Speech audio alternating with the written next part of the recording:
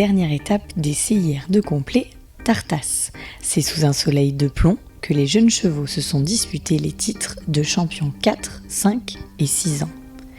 Cette ultime date s'inscrit parfaitement dans le planning des cavaliers qui n'ont plus qu'un objectif en tête, la finale de la grande semaine de Pompadour. Donc la commission concours complet a mis en place pour cette saison 2019 ces CIR, ces interrégionaux. C'est un peu une nouveauté, une évolution du circuit qui aujourd'hui sert à dynamiser, rythmer et animer toute la saison de ces jeunes chevaux de 4, 5 et 6 ans. Et aujourd'hui ça permet aussi aux cavaliers de préparer leurs chevaux avec une échéance de milieu de fin de saison pour préparer comme il faut la finale de Pompadour qui a lieu dans 3 semaines.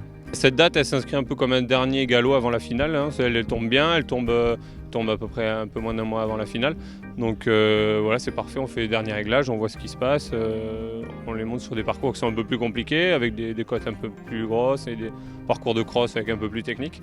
Donc c'est une autre échéance qui met un petit peu dans les conditions de la finale de Pompadour et qui permet de vérifier si on est au point ou pas, ce qu'il faut retravailler. Voilà, je pense que ça prépare bien la finale en fait, tout simplement.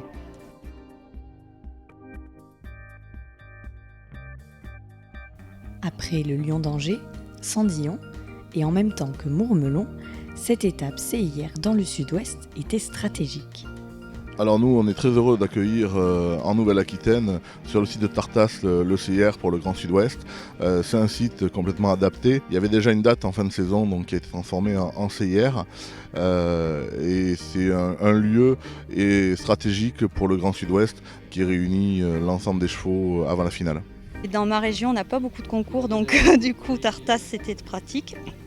Et c'était le dernier avant la finale, donc c'était très bien. On a fait un programme en début de saison. Voilà, moi j'ai une structure centre équestre, écurie de propriétaire valorisation. J'ai une structure, donc on a fait un programme tout au long de l'année. Le CIR à Tartas est inscrit dedans. J'ai couru beaucoup en CSO les années précédentes. C'est vrai qu'on participait au CIR chaque année. Donc c'est l'occasion justement de mettre le complet un peu à la page aussi et je pense que c'est une bonne initiative de la part de la SHF de le faire aussi dans le concours complet. Du côté des résultats, chez les 6 ans, Dubaï du Léou s'est imposé avec sa cavalière Véronique Réal. Le sel français en tête après le dressage sort sans faute au CSO et écope d'une petite pénalité de temps sur le cross. Il finit avec un total de 28,2 points. Dubaï du Léou, c'est un cheval que j'ai acheté début de saison grâce à Aurélien Leroy qui me l'a trouvé. C'est son papa Pascal Leroy qui l'a fait naître. Et il avait fait des 5 ans et des 4 ans avec Pascal, pas trop de tours mais un peu et bien. Et là depuis le début de saison on a fait des formations, un peu de classique et voilà, c'est un très bon cheval. Il est performant sur les 3 disciplines. Et dressage très sérieux, il bouge très bien. CSO très respectueux, saute très bien. Et le cross, il prend du métier et il galope très très bien. Voilà. En plus, ce qui ne gâche rien, c'est que c'est un super gentil cheval à s'occuper et tout, c'est un amour. Donc il a tout pour lui. Et il appartient à mon papa. Il va débuter dans les 7 ans l'année prochaine et puis on fera au fur et à mesure, vu qu'il est un peu en retard quand même, on fera au fur et à mesure, mais l'objectif c'est quand même d'essayer de l'amener au Lion à 7 ans. Sur la deuxième marche du podium, on retrouve Dragibus de l'Olympe. Monté par Benoît Parent, le Hongre anglo-arabe signe 200 fautes en CSO et en cross et totalise 30,4 points. Dubaï du Mira monte sur la troisième marche du podium avec son cavalier Benjamin Massier. Après une reprise de dressage en 32,9 points, le Malcel français réalise 2 parcours sans faute sur le cross et l'obstacle.